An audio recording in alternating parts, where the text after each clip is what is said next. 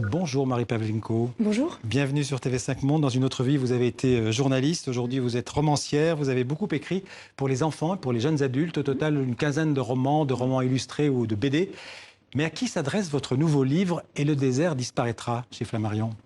Je pense à tous les lecteurs, lectrices de tous âges qui ont envie de se projeter et d'avoir un contact avec un futur possible qu'il faudrait contrecarrer, contre lequel il faudrait lutter. Parce que c'est un futur un peu sombre. Noir, Un peu oui. sombre. Alors, c'est l'histoire de Samaha, qui est une jeune ado de 12 ans. Il y a plein d'autres personnages. Ça se passe à quelle époque? Ça se passe dans 200 ans, 300 ans, si jamais on fait rien et qu'on continue sur cette lente agonie dans laquelle on est déjà en train J'ai eu d'aller. peur, j'ai cru que vous alliez me dire dans 10 ans, dans 15 ans. Non. Enfin bon, ça pourrait arriver très très vite quand même. Dans tout cas, c'est un monde désertique, sans arbres. Qu'est-ce qui s'est passé pour en arriver là? C'est un monde de silence, un monde immobile, parce qu'il n'y a plus de vie, il n'y a plus d'insectes. Donc les insectes, on sait qu'ils ont un rôle très très important dans la nature. Ils meurent en masse d'ailleurs en ce moment. Exactement. Les écosystèmes se sont effondrés, il n'y a plus de plantes et donc le vivant n'existe presque plus. Et effectivement, il y a plus de 75% des arthropodes qui ont disparu depuis 25 ans. On est déjà, en fait, on a déjà un pied dans le monde de Sama. Alors, il reste quelques arbres. C'est le bois, vous l'appelez le boïs? Le boïs, le parce boïs. que le vocabulaire, c'est aussi dire une réalité. Quand elle n'existe plus, les mots se déforment.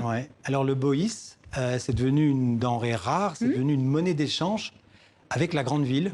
Voilà. En fait, c'est l'équivalent de l'or aujourd'hui dans notre pays. Quand on est riche et qu'on veut exhiber sa richesse, on a du bois, qui s'appelle donc le boïs, dans de grands appartements. Voilà. Et Sama, elle vit dans une tribu qui est pauvre, qui est nomade, et qui, pour survivre, parce que sans arbres, sans plantes, on n'a plus d'oxygène, on n'a plus de légumes, on n'a plus rien à manger, et ben, les gens de sa tribu troquent ce fameux boïs, cette denrée rare, contre des produits de première nécessité. Elle vit avec, et les hommes sont des chasseurs. Exactement. Chasseurs de bois, en fait. Ils traquent les arbres. Ils traquent ce qui reste de bois. De vivant, exactement. Et ce qui reste de forêt, justement, c'est comme une ZAD, comme on dit aujourd'hui, c'est comme une zone à défendre, d'une certaine manière. Alors, il n'y a plus de forêt, il y a des arbres très isolés qui sont dans des trouées dans le désert. Et Sama, au début du récit, évidemment, a très envie d'aider sa tribu, donc elle pense qu'il faut les couper.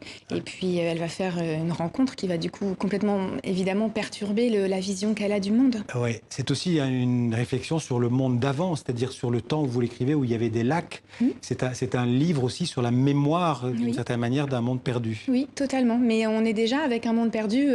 Vous et moi, quand on prenait la route et qu'on était petits, et qu'on faisait 200 km en voiture, notre pare-brise était constellé de petits insectes. Aujourd'hui, c'est plus le cas. Donc on a beaucoup perdu. Il y a beaucoup d'espèces qui meurent tous les jours, en fait. Vous faites partie de ceux qu'on appelle les pessimistes du climat pour l'avenir de notre planète. Je pense que c'est les réalistes du climat en réalité. Et c'est ça qui est grave, c'est qu'en fait, ce qui est en train de se passer devrait être à la une des journaux tous les jours pour qu'enfin, il y ait des hommes politiques et des femmes politiques qui prennent des décisions et qui prennent à bras le corps ce problème qui est en fait le seul problème qui devrait être pris en compte. Qu'est-ce que vous pensez du combat de Greta Thunberg? Je suis très admirative de ce qu'elle fait. C'est une jeune femme qui devrait être encore dans l'insouciance et l'innocence de l'adolescence et qui se heurte à beaucoup de préjugés. Justement, qu'est-ce qu'on peut répondre aux gens qui la critiquent, qui lui disent qu'elle ne connaît rien à son âge, qu'il faut se renseigner, en fait. Hystérique. Oui, c'est des gens qui doivent ouvrir les yeux et se renseigner.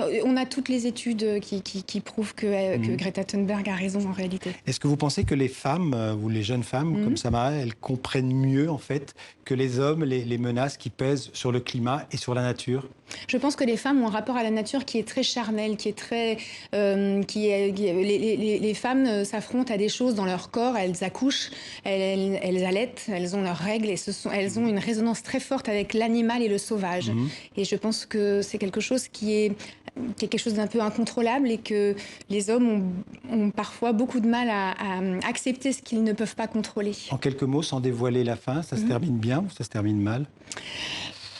Ça se termine comme j'espère, ça devrait en fait ne jamais arriver. C'est-à-dire que c'est ce qu'il faudrait faire maintenant, en fait. Voilà. Merci beaucoup, Marie Pavlenko. Merci à vous. Tous les amoureux j'allais dire, de la nature, de notre planète, de la vie. Le désert disparaîtra aux éditions Flammarion. Merci d'être venu en parler dans 64 minutes. Merci.